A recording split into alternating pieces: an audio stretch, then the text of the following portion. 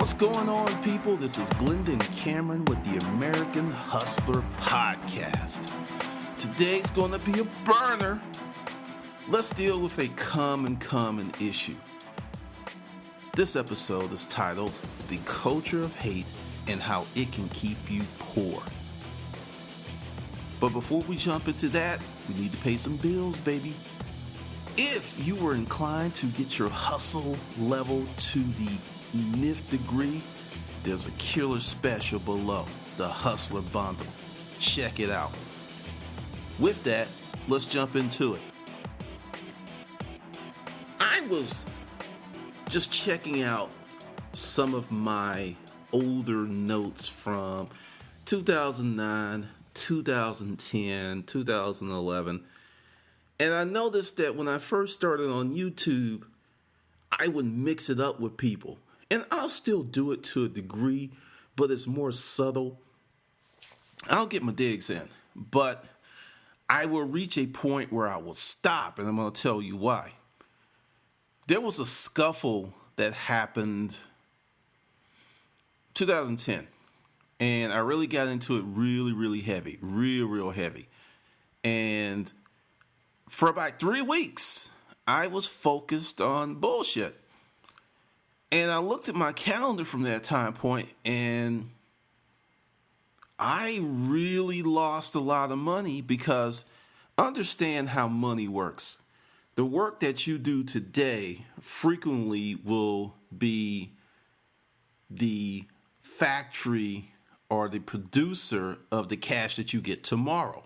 So what you do today, whether it's making you money or not, is very important to making you money in the future. So when you lose time and momentum, it could be daunting to catch up. Because it's like, take your personal bill situation.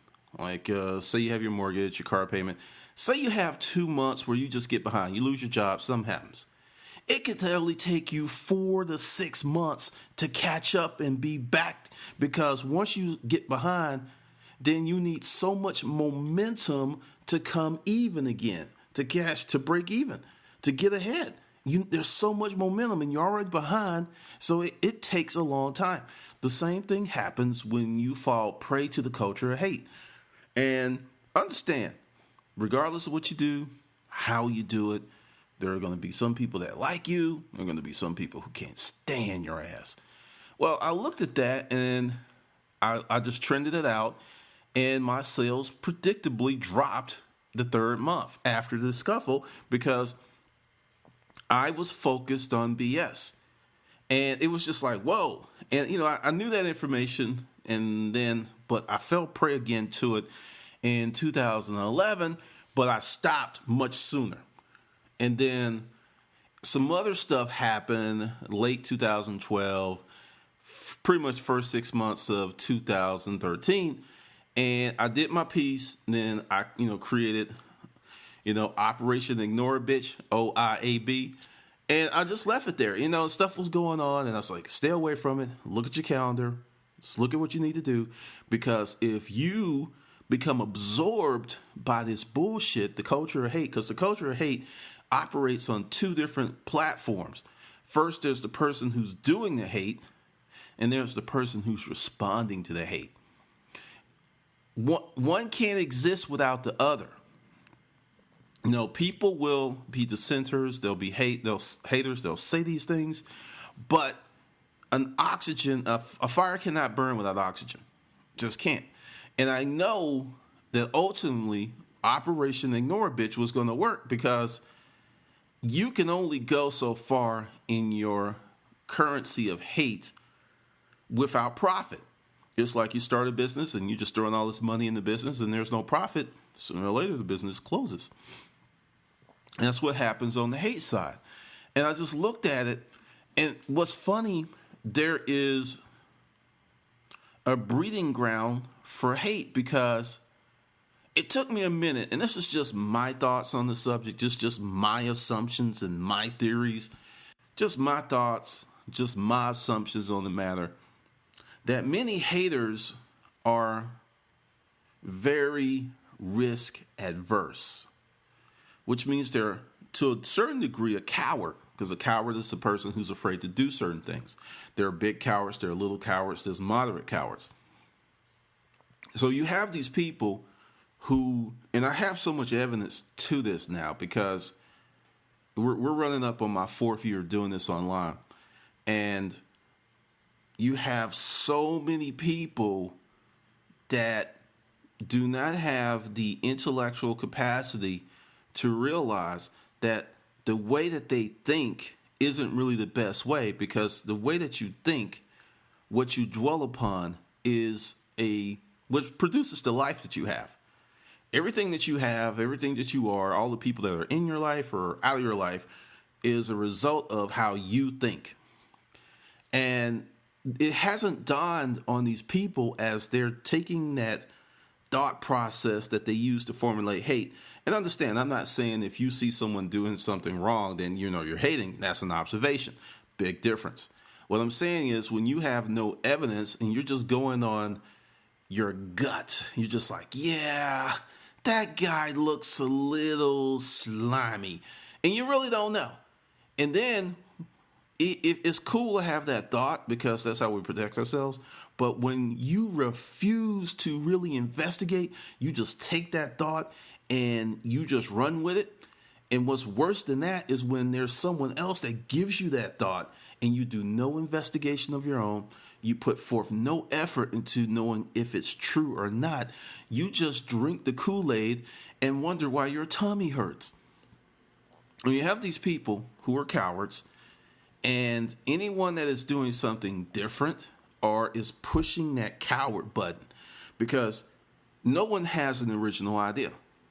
And what I mean by that is when you think of something, because there's so many people on this planet, that invariably there is someone somewhere else who had the same exact thought. But the difference between the person who was recognized for that thought and the person who wasn't, the person who took action got the credit first. And a lot of haters will say, it's like, damn, I thought of that. What makes that motherfucker so special? What makes that motherfucker so special is they took action and your janky ass did not. And then that's that culture of hate, because mindset is incredibly important to success. And if you have the mindset of a hater, which is someone who's risk adverse, someone who is a coward, someone who is jealous, it will prevent you from actually obtaining the very things that you want, because mentally your environment is not ready for that level of success because it's preoccupied by the culture of hate. You cannot have a success factory when you have a hate factory. You're going to have one thing that's going on in your mental environment. Either you're going to produce thoughts that produce success and results of success and the accoutrements of success, or you're going to have a dank, dark, smelly, hate-filled factory just chugging out hate, just spewing it. And the thing is, I learned from my lesson of dealing with the culture of hate, because no one's immune, is when you fall prey to it on either side, because it doesn't matter if you are the hate factory or you're the recipient of all of the cargo of hate, it will cost you time, effort, and money. So I looked at the experiences, and each time, I'm a little hard-headed. The first time I jumped in, and I was like, I can't do this anymore. Then I jumped in again. But the last time, I truly paid attention to what was going on. And that's why Operation Ignore a Bitch. And then the people who were with the hate factories, and they had like 3 shifts of just making hate, got offended that I created an operation that was saying, I'm going to ignore you. I will jump into some stuff, and it's hilarious. It is totally 100% hilarious. I stopped counting, but there were several people that made videos on YouTube that were calling me out. And it was just like, why? Because this is the ridiculous part. I don't know these people. I never met them. I don't know these people. I never met them. We weren't really friendly. And in the grand scheme of things, and I'm not wishing death on anyone, but if these people disappeared from the face of the earth, my life would not be impacted one way or another. And on the other side of the coin, it's the same for them. If I disappeared, it's not really going to be any big impact in their life at all. But they took the time to get their cameras and go on and say whatever they said, because this is something else. I didn't watch any of them. Someone would send me an email because, in the G-verse, there's a lot of people that like me and they look out for me, and I'm really appreciative of those people. And they was like, oh, yeah, so-and-so did this. And I click over and I'll just start laughing and I'll click away. I didn't watch one of them. And it was just pointless, because the thing is, to be successful, you must occupy your mind with successful thoughts, because you can't have a mind filled with hate, indecision, bitterness, meanness, all of these things, and expect to be successful, because you are using your mental energy to support a you're inflicting pain and wounds. Essentially, you are creating an environment of self-destruction. And during Operation Ignore a Bitch, people just started going down one by one. Because the thing is, just for any of you out there who are listening to this, if you become successful to any degree, you're going to experience this.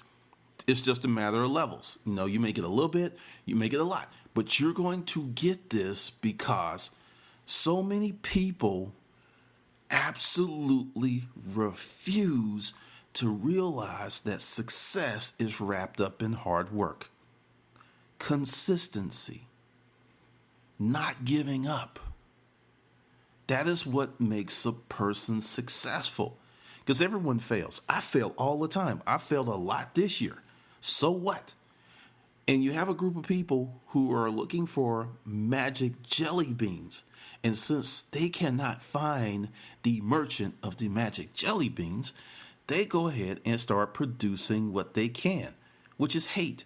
Because they feel that, and it's really a misnomer, they feel that they cannot be successful through traditional methods, so they have to create these wild-ass schemes in their heads, these conspiracy theories.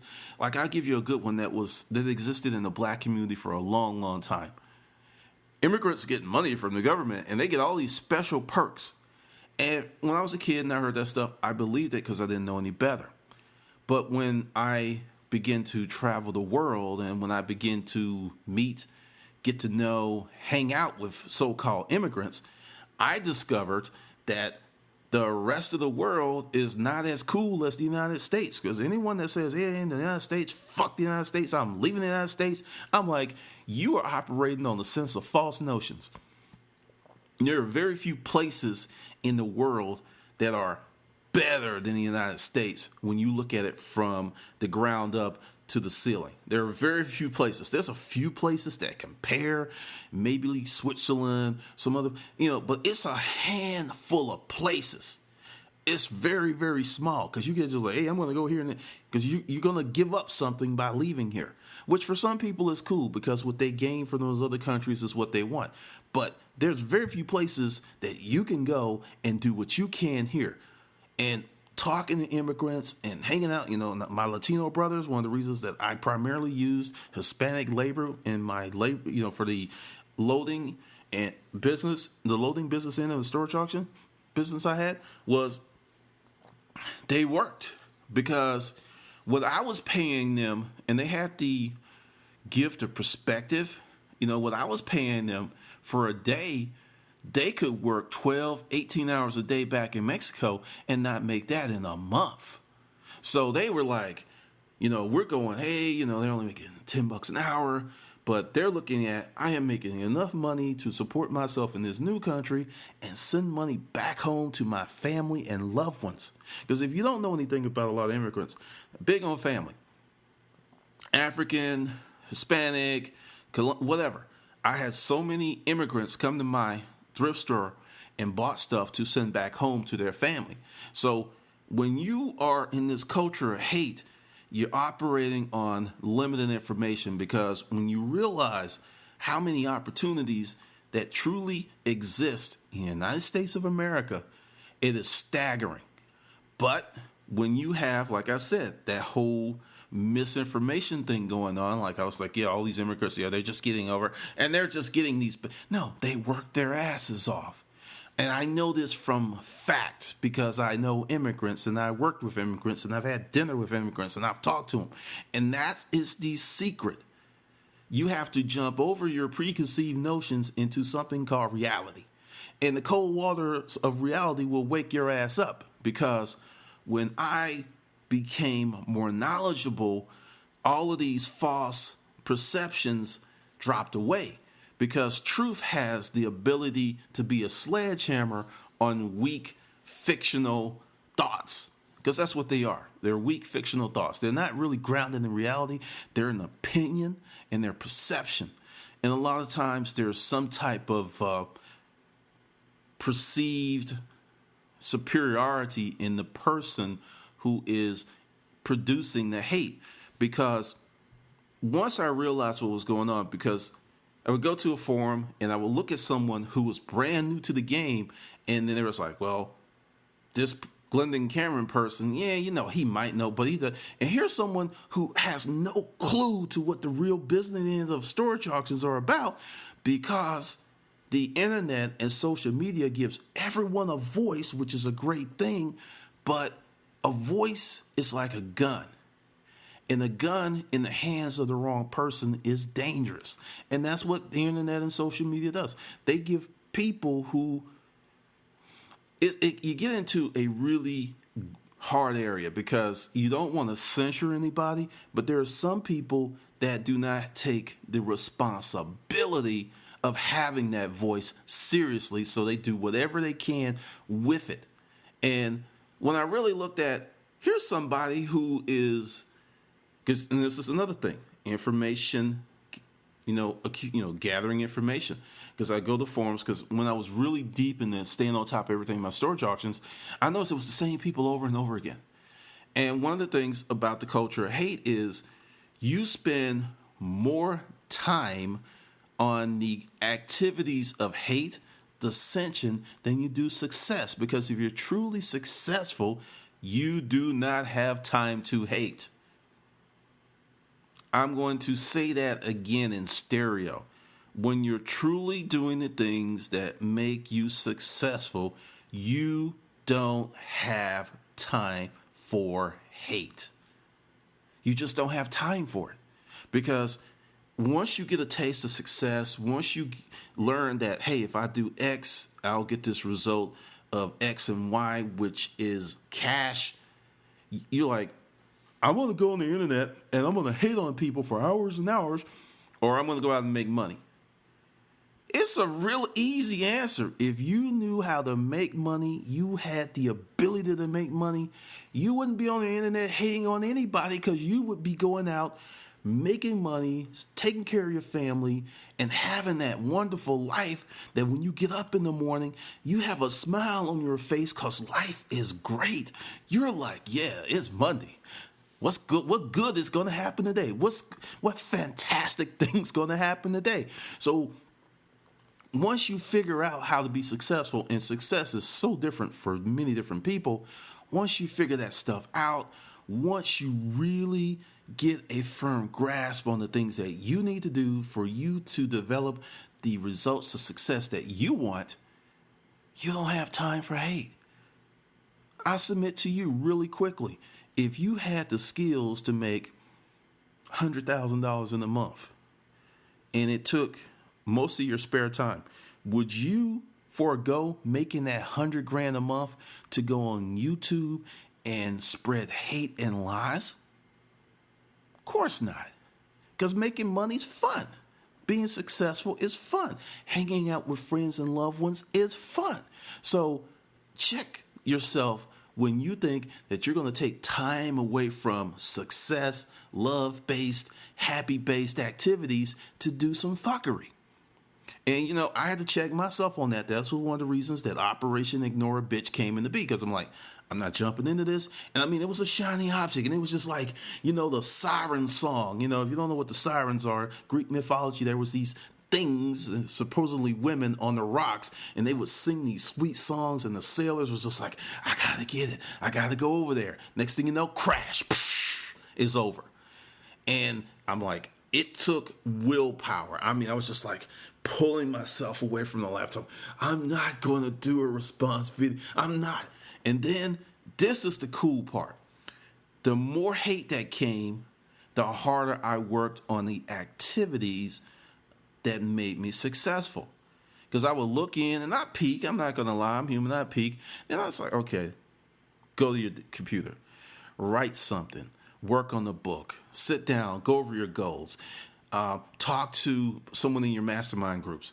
Do a special on a consult so you can talk to someone who is actually doing something positive with their life. Because when you talk to someone who's doing something positive with their life, you in turn receive that positive energy. So I started cramming in my time funnel as many successful, happy, productive things.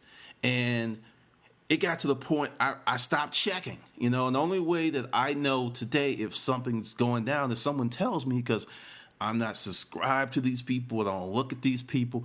I'm really Operation Ignore a Bitch in full effect, because time never stops.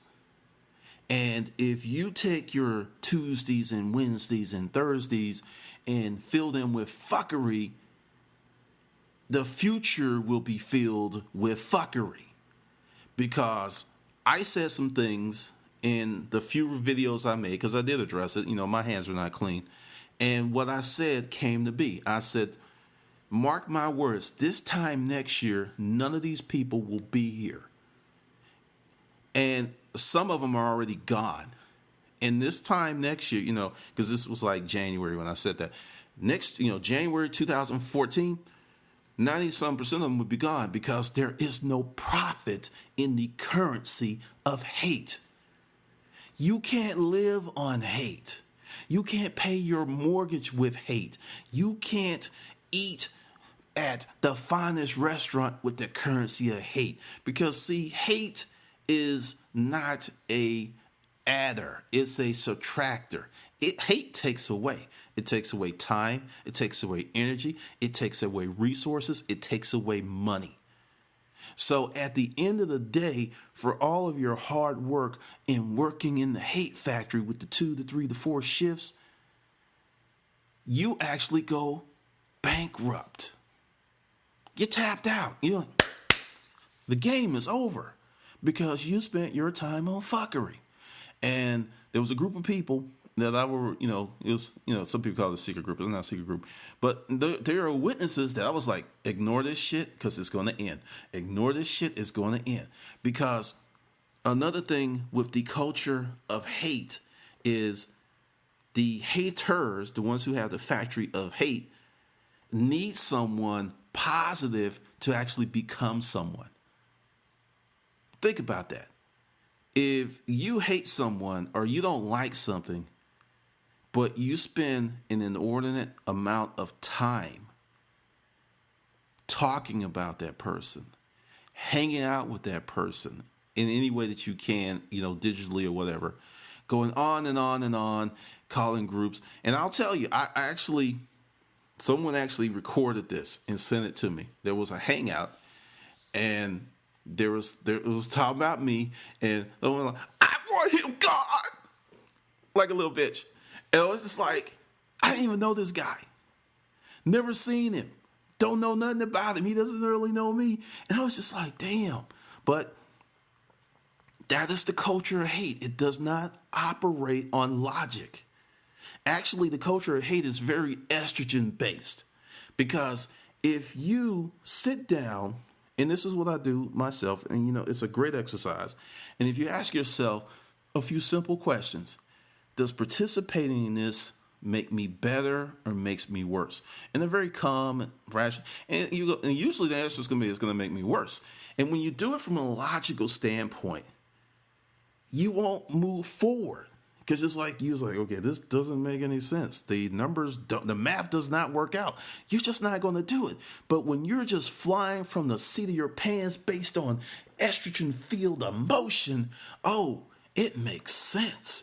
It makes total sense because someone impugned my character and I need to go out and say and do and just blah, blah, blah, blah, and go on and create all this stuff while ignoring the important things of life. That's why you should not participate in the culture of hate. That's why one of the reasons I pulled down all of my videos talking about celebrities and stuff, unless it's just really egregious. Like the thing with Mark Balo, I left that up because it's sad anytime anyone commits suicide. It's just sad. I mean, people living with demons. But I pulled down all of those videos, with the Ocho and all this other stuff, because I don't know these people, except I probably could have left the Ocho Cinco video up because he truly has proven time and time and time and time and time and time again, he's a dumbass. But I really started to focus on my business, my career, my vocation, and let that stuff fall away. Because at the end of the day, we all only have 24 hours. That's all we have is 24 hours in a day. And the difference between successful people is they make better use of those hours. Whereas unsuccessful people use a lot of fuckery in those hours, and fuckery can be watching too much television. Fuckery can be playing video games 4, 5, 6, 7, 8 hours a day. If you're doing it as a competition and you're getting paid and you're getting prize money, that's one thing. But if you are like 35 years old and you live with your parents and you are living a life that you don't want to live, and if you look at how much of your life is spent on fuckery and how much of your life is spent on success-based activities, which would be reading, education, starting a business, going to meetups to talk to people, where is your time going? Because when Watergate broke and the Deep Throat said, follow the money, if you're not successful, follow your time, track your time. And I guarantee you, if you track your time and you're really on top of your time, when you measure how many hours went towards successful activities versus fuckery, it would be there. You'll be able to see where you went wrong.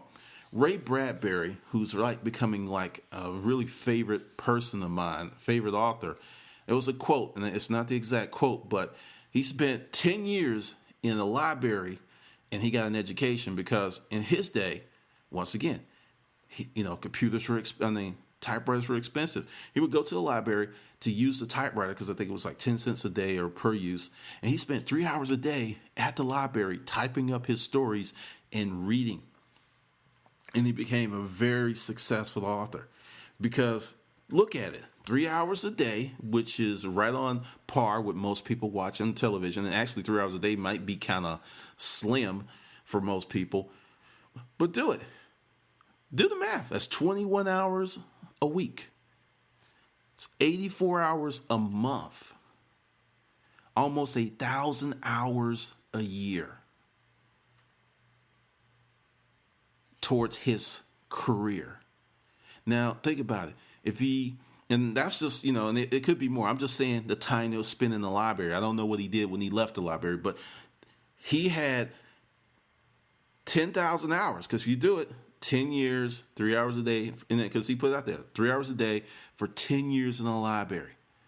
It's 10,000 hours on his craft, on his work, improving and grooming himself, making himself better.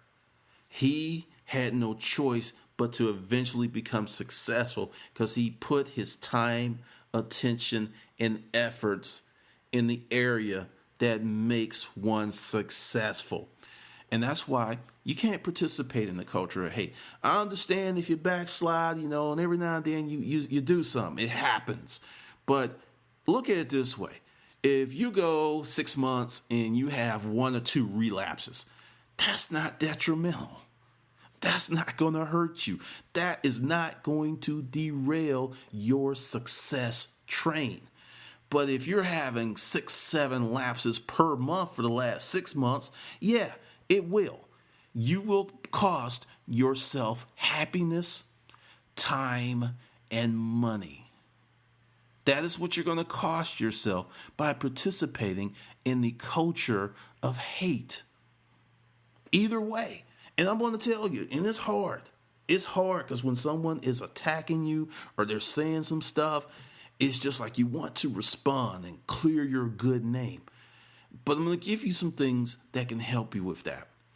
Because I consider myself an average person that has above average visibility in the world. Because, I'm by no stretch of the imagination am I a celebrity. It's just I have a little fame. With that, anything that goes on, happens, YouTube, wherever, unless it is super egregious. And even if it's super egregious, can I say Charlie Sheen? After so many months or so many years, it goes away. You mean you have to be on the level of a serial killer for it to just be out there. You have to be like OJ, or it has to be so, just over the top, wrong, evil, for it just to follow you forever. Maybe you were a porn star. Because, say what you want about people in free. If you did porn 10 years ago and you're trying to do certain things, it will follow you. It will cause problems. You were a stripper and it comes out, it will cause problems. You were a drug dealer, oddly enough, if you make the transition, you can actually capitalize on it. I don't know why it's like that. But what I'm saying is, whatever it is, at some point, it's just not going to really matter. It's like on your credit report. Just for those of you that know, most adverse entries on your credit report lose most of their damning point power within 3 to 4 years.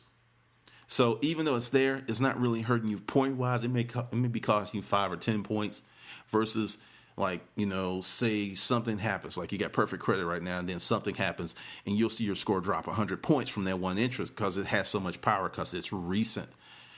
That is what happens with whatever on life. So many months. Because, once again, going back to the culture of hate and the people who did the videos about me, and there are so many videos being added to YouTube every day that unless those videos have like some super counter relevance, they are going to be buried and no one's ever going to find them. There are many of you who are listening to this podcast who had no idea that fuckery was going on because I instituted Operation Ignore a Bitch just in time before I went over the precipice and lost it. And I just kept it that way because, some are like, yeah, I know. But most of you have no clue. I.e., when you don't participate in the culture of hate, you do not inoculate innocent people with the hate. And I just left it alone and really just said my piece pretty much almost subliminally. And it drove them crazy because I would never mention their names. Because the thing is, as I said earlier in this podcast, they were nobodies. And they were trying to become somebody, not through hard work or being innovative or being creative, but kind of this thing in the world today where someone can become famous for fuckery.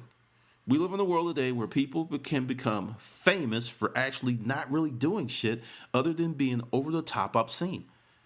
It worked for Omarosa. It worked for Snooki. Charlie Sheen. It didn't hurt him at all. The whole coke and prostitute and porn star thing didn't hurt him at all. As he said, winning. I mean, seriously, dude got another show. I mean, it was like, 18 months? Bam, he had another show. There are people who have been working 10 years who will never get their first show.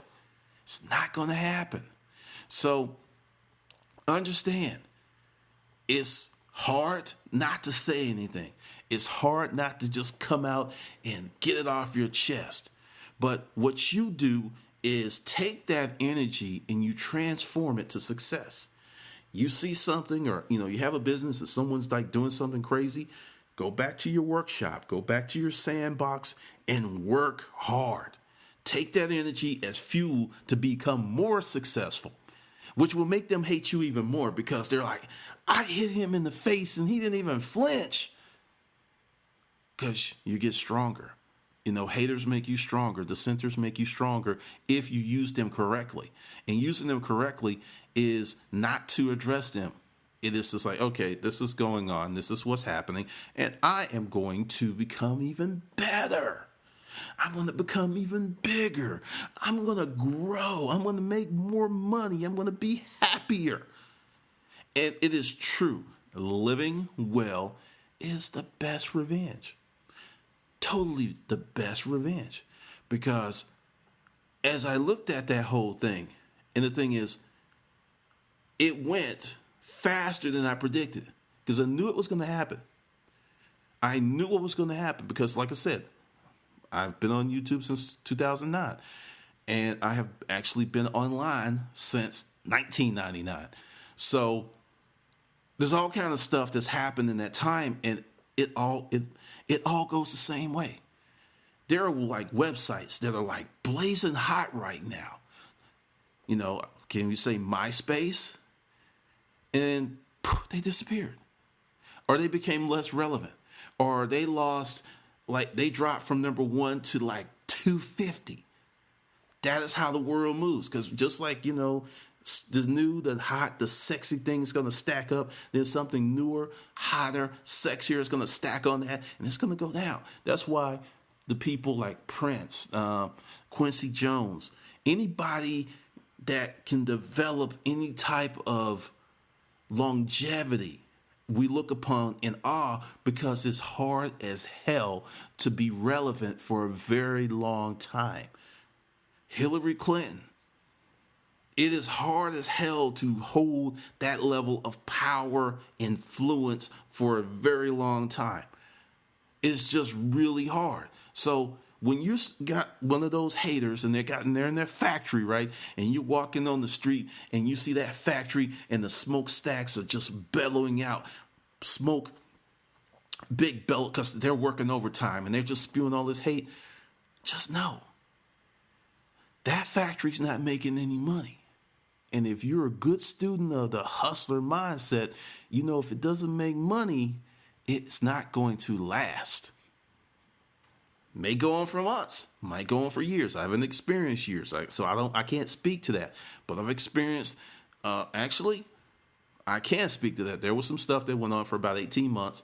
It was really strong for about a year, but I went in and I addressed it, then I stopped. I just dropped it. And it pretty much settled down on its own, but it went on for a long time.